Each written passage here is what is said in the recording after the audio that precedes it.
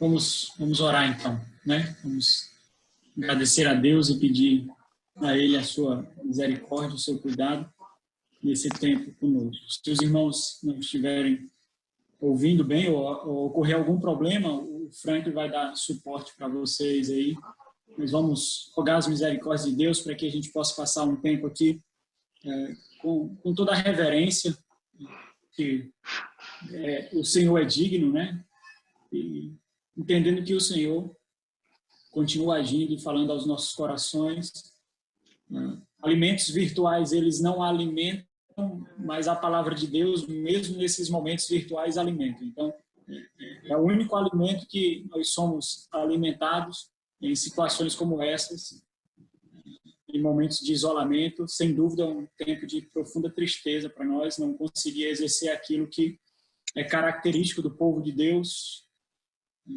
Quando nós olhamos para a história da igreja, nos primórdios do cristianismo, nós vemos os cristãos arriscando as suas vidas para o ajuntamento dos santos, né? Então, isso foi roubado de nós, né? Isso foi tirado de nós.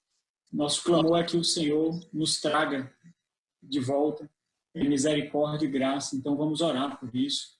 Vamos suplicar ao Senhor a sua intervenção, clamar por sua misericórdia, que Ele fale conosco através da sua palavra. Vamos orar então todos.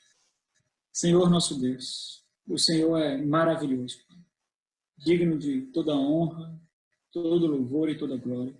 O Senhor é a nossa luz, a nossa fortaleza, o nosso castelo forte. O Senhor é o nosso refúgio, Deus, abrigo seguro no meio da tribulação. Ao Senhor nós recorremos porque nós não temos outro além de Ti, ó Deus. Nós buscamos o Senhor, que o Senhor é a nossa esperança. Somos completamente convictos de que nós só fazemos isso por causa de Cristo, Deus. Porque os céus se abriram quando Ele se ofereceu como sacrifício em nosso lugar para nos reconciliar contigo. Agradecemos o Senhor por essa oportunidade que nós temos de reverentemente adorar o Senhor, buscando na Tua Palavra, na meditação da Tua Palavra, o nosso alimento, a nossa alegria, o nosso conforto, a nossa fé, suplicando que o Senhor ilumine as nossas mentes, penetre no nosso coração, leva a nossa consciência cativa ao Senhor e nos faz experimentar o agir sobrenatural do Senhor em nossas vidas. Que a Tua Palavra nos encontre com poder e glória. Que nós estejamos diante dela como pedintes, como mendigos, carecendo de pão, suplicando por alimento, alimento que só o Senhor pode dar. E o Senhor, Deus, ilumine a nossa visão, para que nós possamos ver o agir providencial do Senhor em meio às incertezas e à confusão que esse mundo vive. Rogamos ao Senhor, que o Senhor visite cada família aqui representada, cada casa, que o Senhor nos mova em direção a Ti. Para a glória do Senhor, para a edificação da Igreja do Senhor, para o avanço do reino de Cristo, nosso Salvador. Em nome de Jesus. Amém. Meus irmãos, vocês receberam aí o esboço, né, do sermão de hoje. Acho que fica mais fácil também dos irmãos acompanharem e poder aproveitar ao máximo a reflexão da palavra de Deus, né? Nós vivemos tempos muito difíceis porque a palavra de Deus ela tem sido despejada no atacado e nós acabamos não dando muita atenção, né? No estalar de dedos, se nós quisermos uma pregação dos mais variados temas possíveis, seja de preletores consagrados ou desconhecidos, nós simplesmente colocamos aí uma linha de busca no Google, no YouTube, e nós conseguimos as pregações das mais diversas formas, com pessoas mais eloquentes ou não, com pessoas com diversas formas diferentes de passar, de aplicar a palavra de Deus, de expor a palavra de Deus, e isso faz com que a gente não dedique mais tempo meditando na palavra de Deus. Nós recebemos sempre o alimento muito mastigado, né?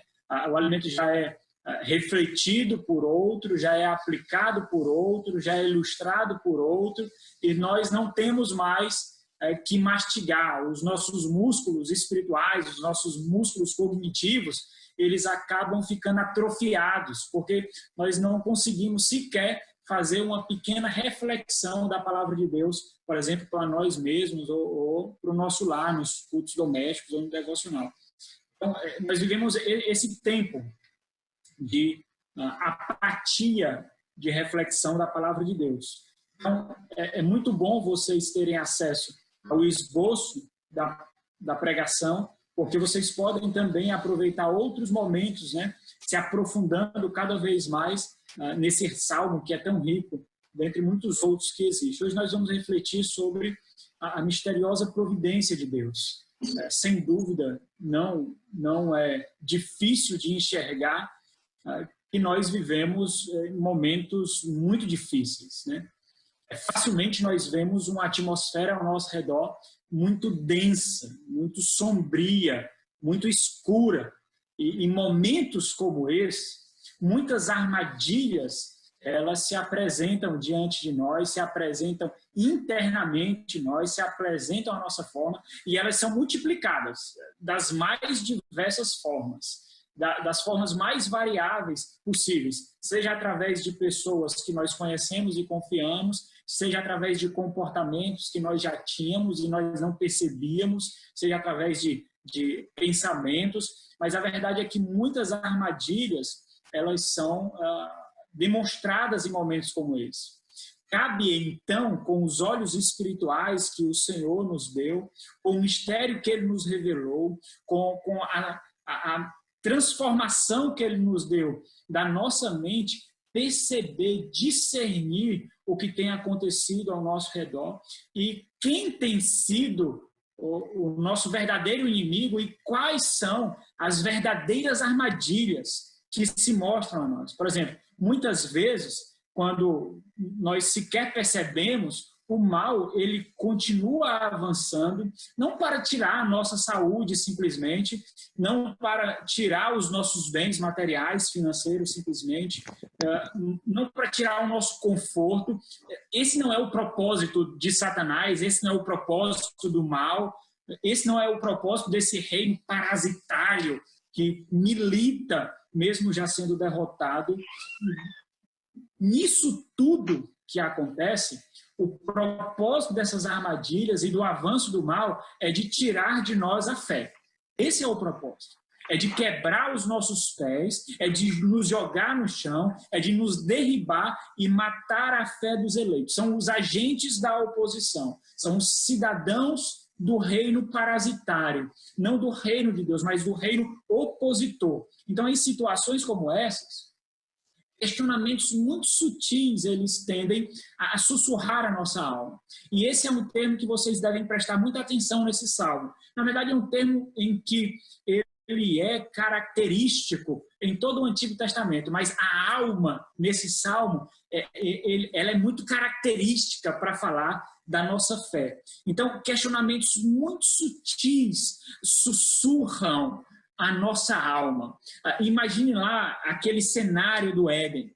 Imagine quando a serpente sussurrou para Eva, falou para Eva, tentou a Eva. Isso tudo na tentativa de enfraquecer o nosso espírito, de nublar a nossa visão do alto, de tirar os nossos olhos do Senhor, de diminuir em nosso coração, em nossa fé, a percepção do agir providencial de Deus em nossas vidas. Por exemplo, em momentos como esse, nós ligamos a televisão, se nós acessamos as redes sociais, se nós paramos para conversar um instante com qualquer pessoa, nós percebemos que as incertezas são cada vez mais certas. Nós vemos que o medo, eles parecem maiores. Nós vemos que a ansiedade, ela parece ainda mais invencível. Então, quando isso acontece, nós nos tornamos não suscetíveis aos inimigos externos, mas nós nos tornamos suscetíveis a nós mesmos.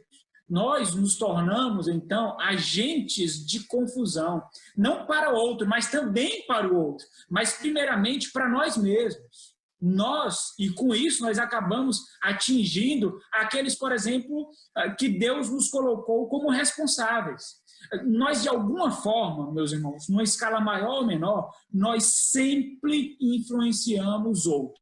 Se nós somos pais de família, por exemplo, isso é bem característico, isso é mais notável. Nós somos cabeças do nosso lar, então nós temos muitas pessoas debaixo da nossa autoridade. Se você é mãe, você sabe o que é isso. Se você tem irmãos, você sabe o que significa. Então, numa escala maior, numa escala menor, nós sempre influenciamos. Então, quando nós somos atingidos, não somente somos nós que nos enfraquecemos. Nós levamos a outro também a se enfraquecer e a considerar aspectos negativos desse tempo que nós vivemos, e isso atinge diretamente a fé.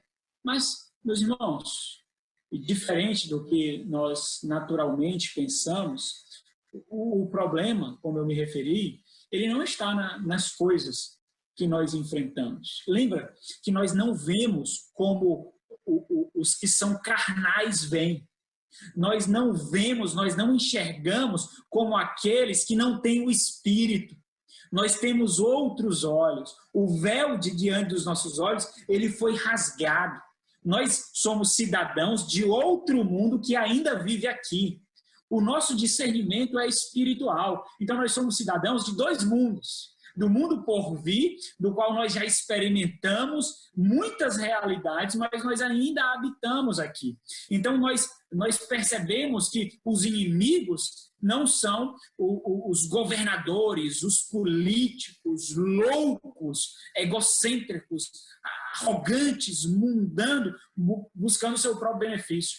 Nós não vemos que o problema é o colapso da saúde, nós não vemos que o problema é o vírus que avança, nós vemos Deus agindo. Lembra lá que antes da vinda de Cristo, um apocalipse tem que acontecer. Então, nós temos que ter essa realidade espiritual do que está acontecendo ao nosso redor. Então, a percepção de inimigo, ela é bem mais ampla. Se nós não tivermos essa percepção, nós não vamos ler o Antigo Testamento, por exemplo, e aplicar as nossas vidas.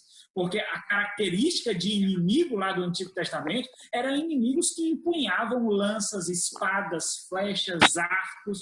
Quando nós chegamos à realidade neotestamentária, isso é ampliado e aprofundado a nossa percepção de inimigos. Nossos olhos ganham maior amplitude. Então, o problema, ele reside. E esse é um ponto que eu quero que vocês prestem atenção. O problema, ele reside na resposta que nós damos a esses inimigos que nós enfrentamos. Como nós nos portamos? E aí eu quero que vocês considerem, está aí no esboço de vocês também, algumas perguntas para nos fazer refletir sobre a postura que nós temos adotado, a nossa fé, o testemunho como embaixadores de Cristo, como cidadãos do reino do nosso Senhor. E essas perguntas, elas tendem a nos insultar, tendem a nos fazer tremer no conforto que nós temos, na atitude que nós temos tomado. E eu quero fazer essas perguntas para os irmãos, eu quero que os irmãos considerem. As respostas são individuais e vocês darão a si. Ou vocês podem, e aí é um ponto interessante, vocês podem depois, se já não tiverem feito isso, mas depois vocês podem, no culto doméstico, refletir sobre como cada um da família pode responder e como cada um testemunha da conduta do outro diante dessa pergunta. Então, como nossa fé ela tem se portado diante das seduções do medo e ansiedade? O medo e a ansiedade, acompanhado aí pela depressão, eles têm surrado tanto cristãos como não cristãos. Eles têm minado a fé e o testemunho piedoso, tanto daqueles que são mais maduros na fé, como aqueles que estão caminhando há pouco tempo na fé. Outra pergunta: qual é o tamanho e o poder de Deus que a nossa fé tem testemunhado? Lembra lá, Lembra lá. É natural nós termos medo, meus irmãos. É natural. É natural quando nós vemos a realidade do que tem acontecido no mundo e no nosso país, especialmente nos estados que nós habitamos. É natural que o medo venha, mas o medo não pode permanecer. Não pode permanecer no mesmo ser o medo e a fé. Não pode. A ansiedade e a fé não pode permanecer. São antagônicos. Então, o medo ele é extirpado, ele é expurgado pela fé, assim como também a ansiedade. Então, por exemplo, se nós quisermos um termômetro da nossa fé, nós medimos a nossa conduta de medo e ansiedade ou não. Outra pergunta, qual tem sido a nossa postura, então, diante disso? Você, por exemplo, tem se entregado diante dos diversos debates que têm surgido, propício a divisões, como, por exemplo, política, como testemunho de alguns políticos, né? Outra pergunta, com quais olhos nós temos enxergado tudo isso à nossa volta? A forma como nós nos portamos, a forma como nós enxergamos, testemunha de quem nós somos. No Salmo de número 57, nós somos apresentados a uma oração de lamento de Davi. Saber que esse salmo ele se enquadra na categoria de oração de lamento é muito importante. O que é um lamento? O lamento é quando a nossa alma chora diante de Deus. Isso é um lamento. Um lamento, ele é diferente de murmuração, embora ele profira palavras duríssimas a Deus. Eu não sei se você já se deparou com essa realidade, mas existem muitos salmos que nem eu ou você teríamos coragem de orar. São salmos extremamente duros. Eles são profundamente experienciais, transparentes. Quando nós vemos os salmistas orando, ou salmos de lamento, ou dentro de lamentos, tem uma outra categoria chamada de salmos penitenciais, é onde o salmista reconhece a sua culpa, né? Mas no salmo de lamento, meus irmãos, o salmista ele é colocado completamente nu diante de Deus. Não existe qualquer possibilidade de máscaras, não existe qualquer possibilidade de hipocrisia. Ele percebe que agora, nessa situação que ele está vivendo, e isso não adianta mais. Ele precisa de Deus. Ele já tentou de todas as formas, ele já tentou com as suas próprias forças, então ele se deparou com a realidade de que ele precisa de Deus. Então ele se quebra diante do Senhor, os seus peitos são rasgados e ele busca o Senhor como a sua única e última possibilidade de vida. Então o lamento, ele não é murmuração. O lamento ele não é uma característica de quem não tem fé. Na verdade, o lamento só é lamento porque existe a fé. Porque em todo lamento há esperança, fé e gratidão. Essa é uma característica do lamento. Esperança, fé e gratidão. Mas ele coloca diante do Senhor a situação interior. E ele faz isso sem qualquer problema de receber uma crítica de alguém que está lendo ou cantando. Isso é mais real para a gente quando nós vemos lá para o século IV, século V, quando nós vemos, por exemplo, as Confissões de Agostinho. Eu não sei se vocês conhecem, se alguns tiveram a possibilidade, mas as Confissões de Agostinho, elas são orações a Deus. E nós somos os intrusos. Nós vemos, nós lemos, nós refletimos. Mas ele fala a Deus, ele fala diante de Deus. Ele não está nem um pouco preocupado do que você ou eu, nós iremos achar. Ele sabe que o Senhor, lembra lá do Salmo 139, o Senhor conhece a profundidade do seu coração. Não há um lugar para onde ele vá que o Senhor não o encontre. Então, nós, às vezes, nos acostumamos a engolir um dicionário e proferir orações muito palatáveis, muito assépticas, muito limpinhas. E nós fazemos isso sem perceber que, com isso, nós não estamos sendo sinceros com o Senhor. Nós estamos criando um tipo de postura que não se mantém firme diante das adversidades. uma postura superficial de fé, de relacionamento com o Senhor, não se mantém firme diante da tribulação ou da aprovação. Não se mantém. Ela cai, ela rui, ela é completamente destruída. Por isso que é importante nós refletirmos, por exemplo, sobre os salmos. Porque nos salmos nós vemos o salmista completamente nu diante de Deus. Ele é absurdamente realista. Ele é absurdamente claro com aquilo que ele está vivendo. Então esse é um salmo de lamento. E é interessante, meus irmãos, interessante como justamente nesses momentos mais escuros da nossa alma, quando nós vemos os salmos de lamento, e nessa situação que nós vivemos, a providência de Deus, ela se mostra tão real, ela é tão enfatizada, ela é tão realçada, porque nós percebemos, como tem acontecido no mundo, que grandes impérios têm se colocado de joelhos, não para buscar o Senhor, mas porque são fracos, porque são frágeis.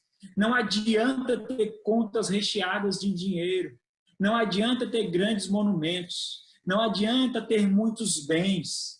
Todos nós, e o que esse vírus veio mostrar foi isso, todos nós somos frágeis e perecíveis e carentes de alguém mais poderoso do que nós. Então, especialmente quando nós percebemos essa realidade do mal avançando, nós também vemos a providência de Deus agindo em nossas vidas, mesmo quando ela parece não agir. Porque o ponto é o seguinte, às vezes parece um pouco duro olhar assim, mas o objetivo final não é a sua saúde física, não é o seu conforto material, mas é a integridade e a perpetuação da sua fé. Esse é o objetivo final. Como ela testemunhará de Cristo. Esse é o grande ponto da questão. Então, entenda, pode não parecer, muitas vezes, mas Deus está agindo. A sua santa providência está em movimento. E o Senhor sabe o melhor. Thomas Brooks, um puritano inglês do século XVI, ele disse as seguintes palavras: o que Deus, nosso Pai, deseja é o melhor. Quando ele quer a doença, esta é melhor que a saúde. Quando ele quer a fraqueza, esta é melhor que a força. Quando ele quer a pobreza, esta é melhor do que a riqueza. Quando ele quer a repreensão, esta é melhor do que a honra. Quando quer a morte, esta é melhor do que a vida. Posto que Deus é a própria sabedoria, assim sabe o que é melhor. Sendo ele a própria bondade, não fará nada daquilo que não for melhor. Portanto, permaneça em silêncio diante de Deus e testifique do seu Criador. Qual é o meu ponto, então, para nós partirmos para a divisão do nosso salmo?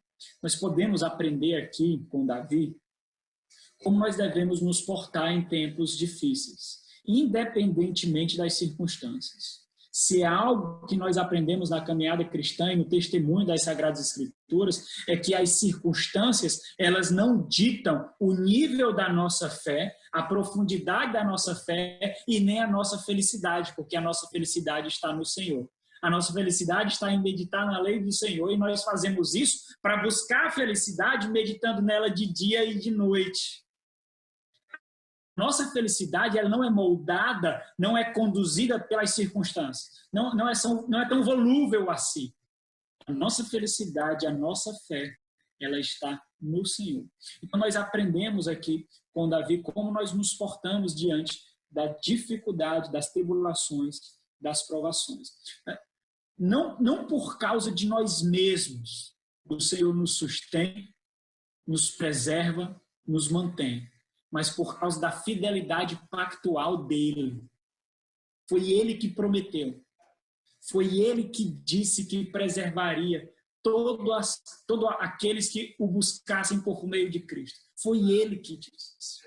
Quando nós lemos o Salmo, tem uma característica muito interessante. Os puritanos faziam muito isso. Eles pleiteavam diante de Deus. Eles se agarravam nas promessas de Deus. Quando nós fazemos isso? Nós fazemos isso quando a nossa fé está minguando, quando a nossa fé está caindo. Nós clamamos ao Senhor e nós dizemos, tu dissestes, ó Deus, tu dissestes, ó Senhor, que eu não sucumbiria diante das adversidades, diante das provações. Me sinto agora amortecido, me sinto agora enfraquecido. Refrigera a minha alma, Senhor. O que ele está fazendo aqui? Ele está buscando as promessas do Senhor. Foi o Senhor que disse. Lembra lá nos Salmos? Se você olhar para todos os Salmos, parece que nós estamos tendo uma aula do saltério aqui, né? Mas se você olhar para o Salmo 1 e o Salmo 2, eles são o prefácio de todo o saltério. No prefácio de todo o saltério, no Salmo 1 e Salmo 2, ele forma a base sobre a qual todos os 148 salmos ficarão de pé. Então, os demais salmos, eles buscam as promessas desses dois salmos. Estão ancorados na lei do Senhor. Promessas e maldições. Eles buscam ao Senhor diante da fidelidade. Por isso que muitas vezes o salmista ele diz, olha para mim, Deus, vê se há em mim algo mal. Olha para mim. Eles estou sendo injustiçado porque não fiz nada. Então, é uma característica de quem busca ao Senhor em fidelidade. Então, qual é o ponto para a gente prosseguir aqui? A providência do Senhor está agindo em meio ao caos. E o caos, ele não testifica de que a providência do Senhor não está em vigor. As circunstâncias não são termômetros para mostrar se Deus está agindo ou não. Porque essa realidade, ela é muito mais ampla do que nós conseguimos ver por olhos materiais.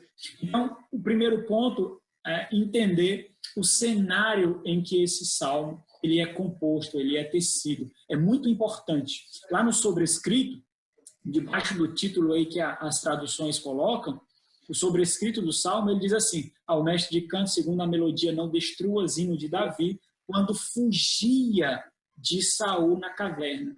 1 Samuel, capítulo 24. Então, isso é muito importante porque, diferente de muitos salmos, esse salmo tem um contexto histórico. Muitos salmos, eles não têm um contexto histórico. Nós não sabemos, nós tentamos discernir ali o contexto, a atmosfera em que aquele salmo foi composto. Esse daqui não. Ele foi composto debaixo de lágrimas. Ele foi composto com mãos trêmulas, né? Com ansiedades sendo experimentadas. E isso ele deixa muito claro no salmo. Então, entenda o que estava acontecendo aqui. Quem estava perseguindo Davi não era Saul. Na verdade, quem estava perseguindo Davi era a própria morte. Porque tão logo Davi fosse encontrado, ele perderia a sua vida. Ele não estava sendo perseguido para ser exortado, ele não estava sendo perseguido para ser preso, ele estava sendo perseguido para tirar dele a vida. Então, era essa situação que estava acontecendo ali. Na verdade, meus irmãos, tirando essa realidade do fim aqui, para Saul, imagine a situação. Para Davi, imagine a situação. Aqueles que guerrearam com Davi, aqueles que cantaram, que festejaram com Davi, aqueles a quem Davi liderou em batalhas, que são seus colegas do exército, aqueles que cantaram os cânticos de que Davi matou 10 mil milhares e milhares e milhares, esses agora estavam perseguindo Davi. Esses agora estavam tentando tirar a vida dele. Em quem ele podia confiar? Onde ele poderia buscar lealdade? Ele foi apunhalado no seu próprio coração. Aqueles por quem ele dava a vida, agora o persegue para tirar a sua vida. Então aqui Davi, ele não está simplesmente sendo perseguido.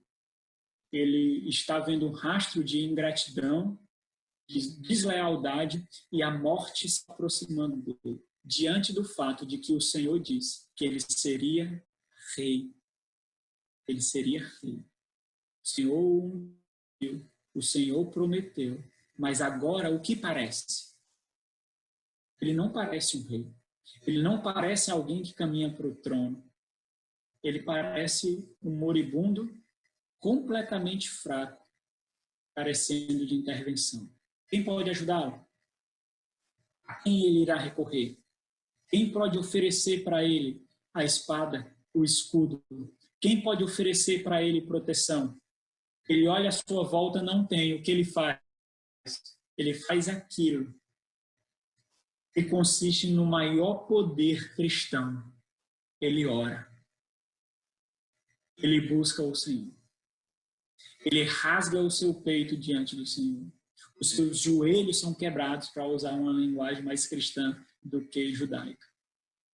Ele vai ao Senhor. Completamente nu. Ele vai ao Senhor buscando ajuda. Esse é o cenário. Então, quando você estiver agora, a partir desse momento, você olha para esse salmo sentindo o cheiro da morte, tá certo?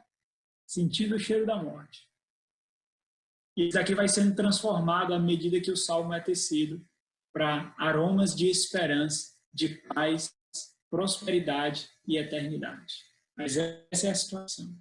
Então, o primeiro ponto de Davi aqui, o que ele faz? No versículo 1 ao versículo 7, Davi ele rega a alma dele. No versículo 1, e ele faz isso, né? Ele rega a alma dele na única fonte que ele tem. Então, no versículo número 1, que diz assim: tem misericórdia de mim, ó Deus, tem misericórdia de mim.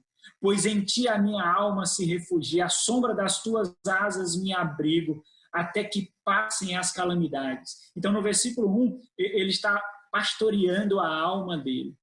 Ele está levando a sua alma a um lugar seguro. Existe uma ênfase aqui, refúgio e abrigo são o mesmo termo aqui. Então, Davi ele está consolando a sua alma. Esses dois termos repetidos, misericórdia e misericórdia, eles são colocados no texto como um imperativo. Imperativo é uma ordem. Então, imagine a situação aqui. Não é que ele está dando ordem a Deus.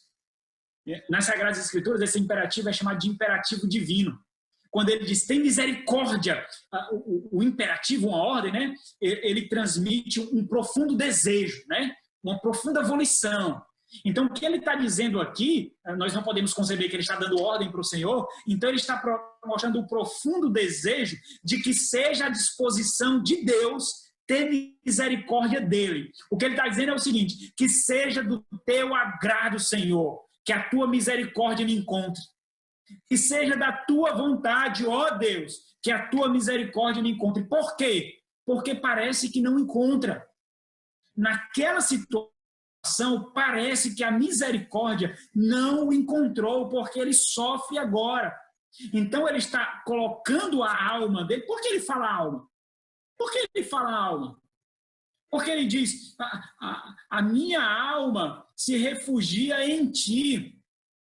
Esse é um termo extremamente importante. Alma, nas Sagradas Escrituras, em muitos momentos, mas especialmente em Gênesis capítulo 2, lá, quando nós vemos a constituição do homem, que Deus colocou nele a alma vivente, ela dá a ideia de um profundo desejo, do desejo por Deus.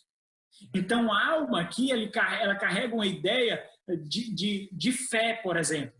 É o desejo do coração de Davi pelo Senhor. Foi isso que o homem perdeu na queda. Quando o homem caiu, esse desejo ele foi desvirtuado, ele foi conturbado. Agora o homem não deseja mais a Deus, ele deseja outras coisas, mas ele só encontra satisfação quando ele encontra Deus, quando esse desejo vai para Deus. Por isso que ele tá pastoreando a alma dele. Quando ele diz, pois em ti a minha alma se refugia, por exemplo, não, nas circunstâncias que ele experimenta, a alma dele não pode se refugiar em nada.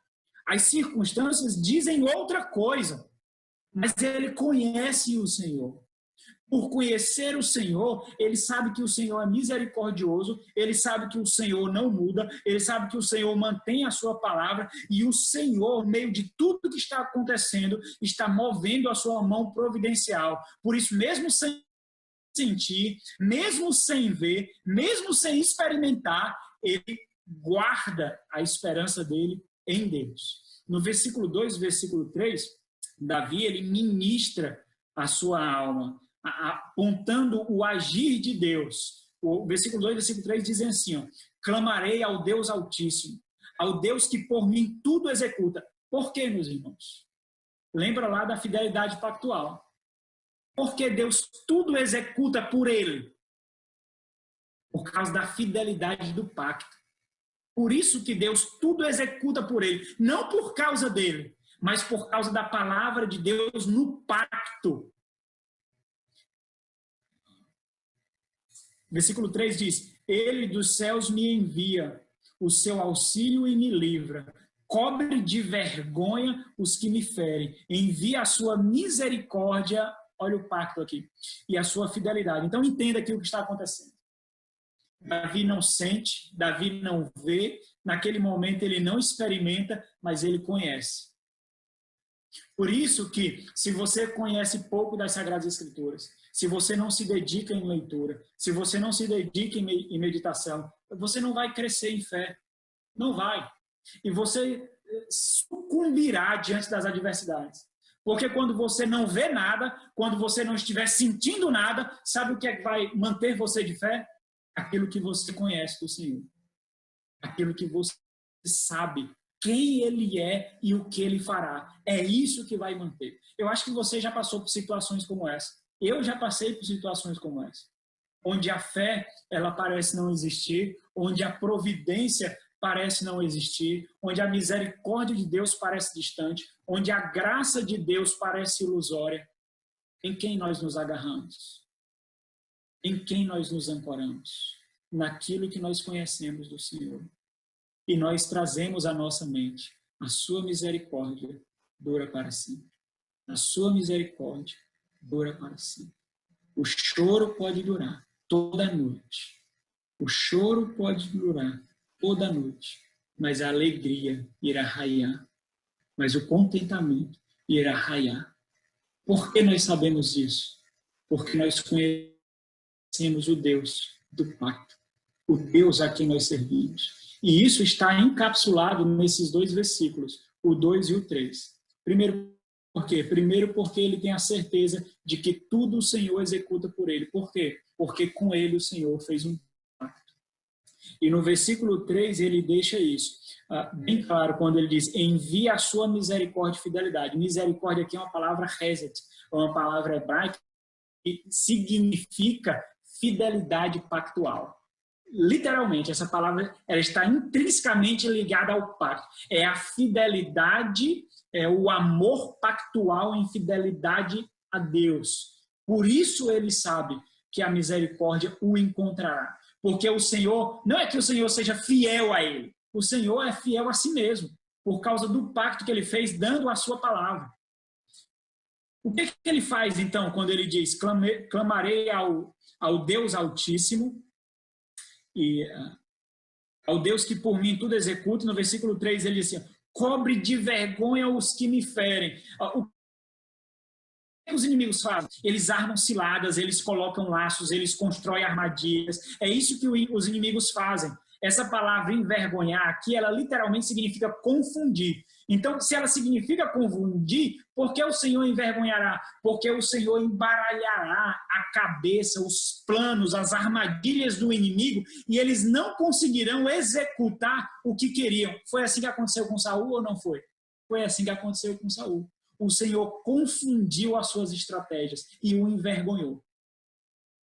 No versículo 4, Davi ele reconhece a sua situação, como se estivesse, então, mostrando que somente Deus pode lhe ajudar. Ele diz, acha-se a minha alma entre leões. E aí é importante, como é que a alma se acha entre leões, meus irmãos? Por isso que é importante compreender aquela concepção de alma, aquele desejo de Deus, aquela fé no Senhor. Porque algo imaterial não pode estar com medo de algo material. Então, quando ele diz, a minha alma acha-se entre leões, o que ele está dizendo assim, ó, a minha fé está sendo surrada. A minha fé está ruindo. A minha fé está com medo. É aterrorizante isso, meus irmãos. Mas o ponto é aqui, quando nós desenvolvemos relacionamento com Deus, nós não nos preocupamos com o que outros vão falar, não. Nós nos colocamos diante de Deus em sinceridade de coração. Dentro do escopo das Sagradas Escrituras. Claro que nós não vamos fazer isso com heresias, com sentimentalismo, com pragmatismo, mas nós não vamos temer como nós nos portaremos diante do Senhor. Então, o que Davi está dizendo aqui é que a sua fé está ruindo mesmo. Acha-se a minha alma entre leões, ávidos de devorar os filhos dos homens. Lanças e flechas são os teus dentes. Espada afiada a sua língua. No versículo de número 5, Davi ele reconhece o que realmente importa. E esse é o refrão do Salmo, ele é repetido lá no versículo 11. Então, nisso tudo, o grande anseio de Davi não é simplesmente que ele seja livrado e socorrido. O grande anseio de Davi é o versículo 5 e o versículo 11, quando ele diz assim, ser exaltado, ó Deus. E aqui é mais um daqueles imperativos divinos, meus irmãos. É uma ordem que ele está dando, é como se fosse uma ordem que ele dá a Deus, né? Quando ele diz, ser exaltado, ó Deus, acima dos céus, em toda a terra esplenda, enche, alcance a tua glória. Então, o ponto de Davi não é simplesmente por seu livramento, mas o anseio dele é que por meio dessa situação e por meio da execução da promessa que ele fez a Davi, que ele seja exaltado, que ele seja engrandecido, não simplesmente que ele seja livrado. Então, tudo isso aqui, no versículo 1 ao versículo 5, Davi está regando a alma dele. E ele finaliza mostrando o grande desejo da sua alma. No versículo 9 até o do versículo 6 ao versículo 9, nós vemos então a reação de Davi. A outra reação de Davi, a sua fé, então, como ele falou, está sendo esmagada. Mas ele não sucumbirá. No versículo 6, Davi ele expõe a situação da sua alma, da sua fé. Mais uma vez, a ênfase aqui é o termo alma. Fala do eu interior, fala desse desejo. E ele está mostrando o seguinte. Vamos ler lá o versículo 6. Armam redes aos meus passos. A minha alma está abatida. Abriram cova diante de mim, mas eles mesmos cairão. Olha a convicção de Davi aqui, meus irmãos. Lembra lá das perguntas que eu fiz? Como nós estamos nos portando diante dessas dificuldades? Qual a resposta nós estamos dando diante dessas adversidades? O que Davi está dizendo aqui?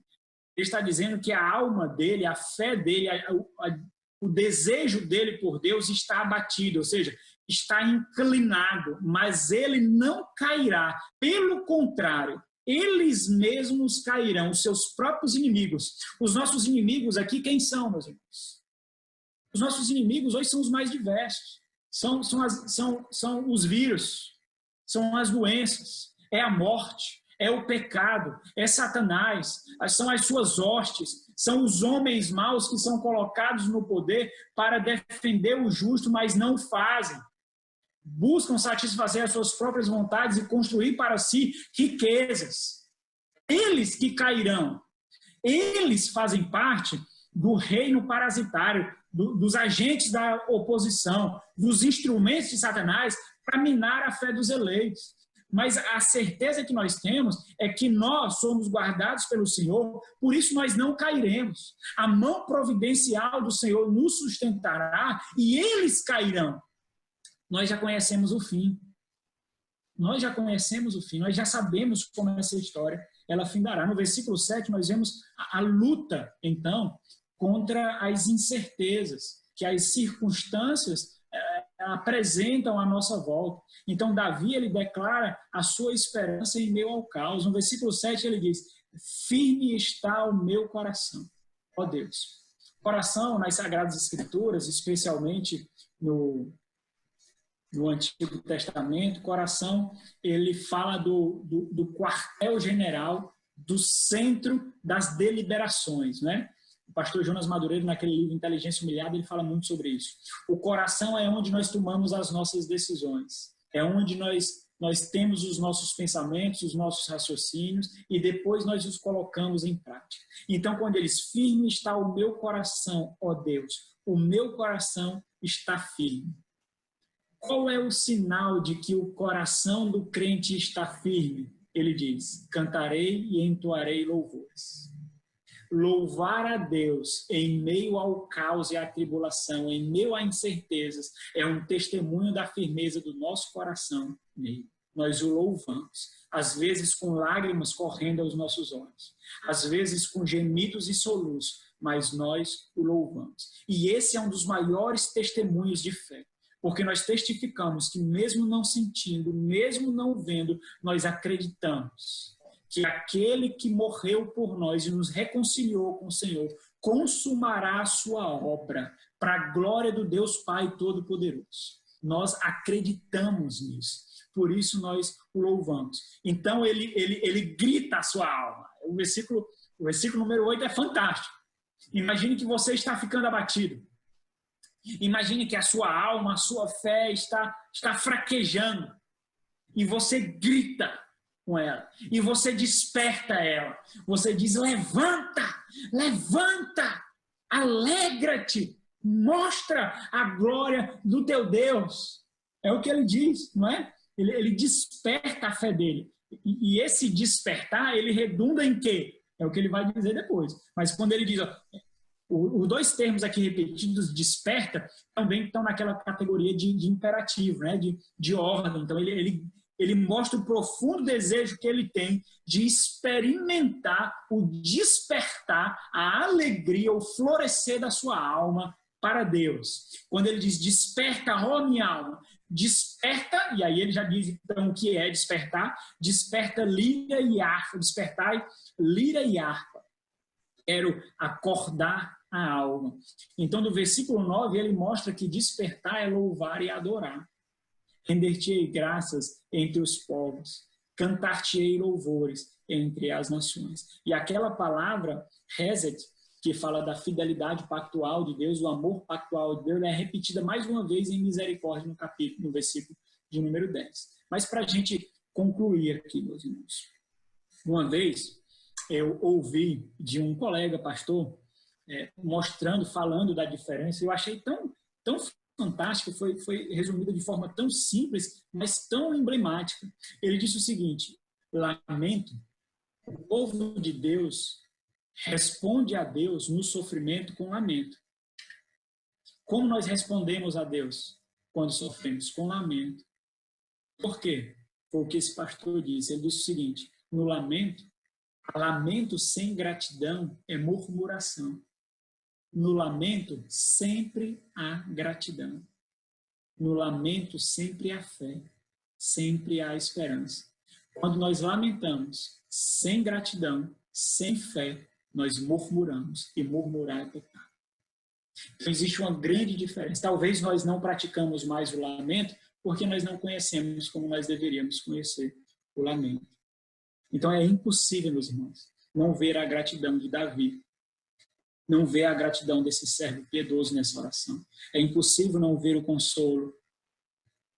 Então imagina que, em meio ao risco de perder a vida, ele recebe consolo por aquilo que ele conhece do Senhor, pelas promessas do Senhor, pelo pacto no qual ele foi colocado. Nesse salmo nós vemos esperança.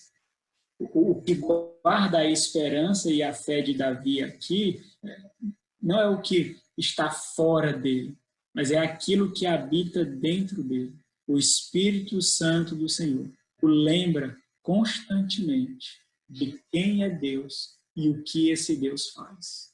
O Espírito Santo o fortalece. O Espírito Santo mostra que, mesmo sem compreender todas as implicações daquela promessa que ele recebeu por meio de Samuel, ele tinha sido comprado pelo sangue do Cordeiro, o Cordeiro perfeito. Mesmo sem entender todas as implicações, de uma coisa ele sabia: Deus é fiel. E mesmo quando não parece, a sua mão providencial, misteriosamente, está agindo para o bem daqueles que amam a Deus. As incertezas, meus irmãos, aquilo que nós vemos em meio ao caos, não anulam a misteriosa providência de Deus, que avança sem parar na execução do seu plano, para a glória do próprio Deus. O seu plano está em vigor. É por isso que a oração de Davi finda no versículo 10 e o versículo 11, quando Davi lembra a sua alma sobre alguém muito maior dos seus inimigos, maior do que pandemia, maior do que políticos, maior do que o colapso econômico, alguém muito maior do que os seus inimigos, alguém muito maior do que o medo, muito maior do que as ansiedades. Davi, ele é lembrado que ele pertence a Deus. Ele diz: pois a tua misericórdia, reza-te, o seu amor pactual, a tua misericórdia se eleva até os céus e a tua fidelidade até as nuvens. Olha que interessante, nós vemos aqui um paralelismo em que essas duas sentenças, elas descrevem a mesma realidade, mostrando contrastes diferentes. Então, misericórdia está para a fidelidade. No versículo 11 ele diz: ser exaltado. É a mesma coisa do versículo 5. Ser exaltado, ó Deus, acima dos céus. Em toda a terra, esplenda a tua glória.